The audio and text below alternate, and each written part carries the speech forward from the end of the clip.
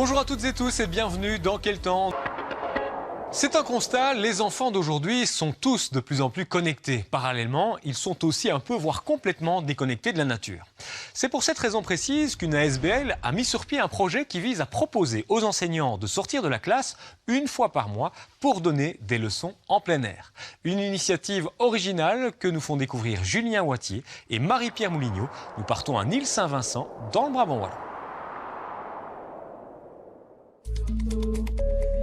Aujourd'hui, les enfants de la classe de Madame Véronique vont faire l'école dehors. Est-ce que vous êtes prêts pour la classe dehors? Oui! Ouais! On y va? La leçon verte, c'est sortir une fois par mois avec des enfants de 3e maternelle à 6e primaire, qui pleuvent, qui ventent, qui neigent, et les sortir dans un espace vert au sein de l'école ou tout près de l'école.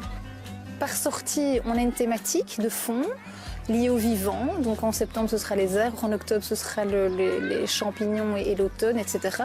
Lors de chaque sortie, il y a une partie d'éveil, une partie de français et une partie de mathématiques.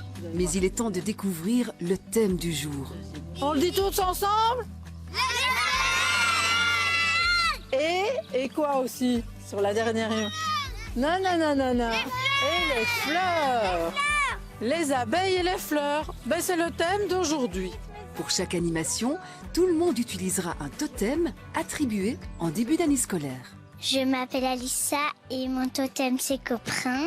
Moi c'est Eliane et mon totem c'est écureuil. Je m'appelle Thomas, mon totem c'est abeille. Je m'appelle Camille, mon totem c'est Bouton d'or. Mon totem c'est renard.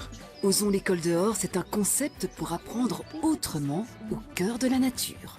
Les enfants vont de moins en moins dehors, que ce soit à l'école ou que ce soit avec leurs parents.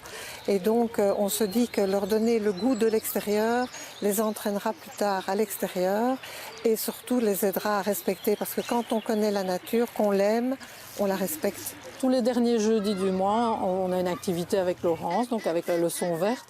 Et chaque fois, c'est un thème différent. Les enfants découvrent énormément de choses aussi au niveau psychomotricité. Toucher la terre. Il y a des enfants, par exemple, au départ, qui ne voulaient pas prendre de la terre en main. Ils disaient que c'était sale. On fait du calcul, on fait du français, on fait de la créativité, on fait de l'observation. Combien d'objets de la forêt, de la nature? 16 objets de la nature. Alors les filles, maintenant que vous avez observé la fleur, je vous propose de dessiner la fleur. Il y a aussi toute une dimension créative et imaginaire. Donc aujourd'hui, ils ont été récoltés des fleurs dans l'école. On va leur donner une feuille de papier, ils vont frotter les fleurs contre le papier et faire de la peinture végétale à l'aide des fleurs qu'ils auront récoltées eux-mêmes. On utilise tous les objets de la nature comme objets didactiques.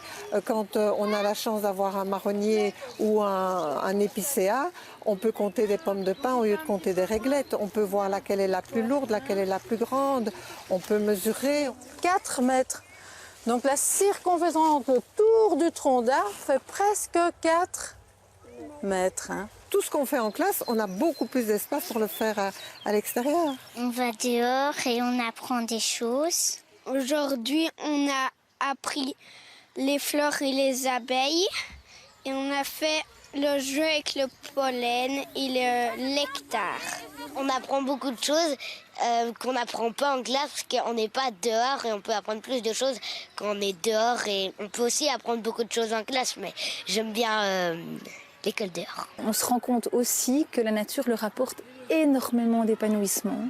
On a des enfants qui sont turbulents en classe, et les professeurs le confirment, qui sont turbulents en classe et qui, à contrario, dans la nature, vont être beaucoup plus posés.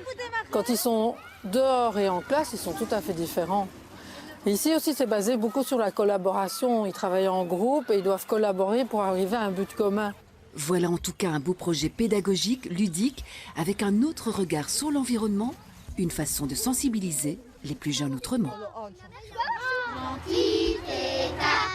Avec sa guitare, buvait de la bière dans une gouttière.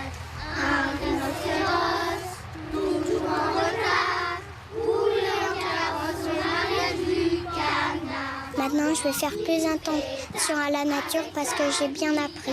Buvait de la bière dans une gouttière.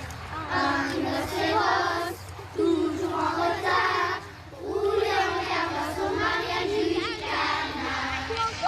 Et si vous êtes enseignant et que cette initiative vous inspire, vous serez également inspiré par ce livre « Trésor du dehors » téléchargeable sur le net et qui donne des idées, des pistes aux instituts pour proposer aux enfants des leçons à l'extérieur.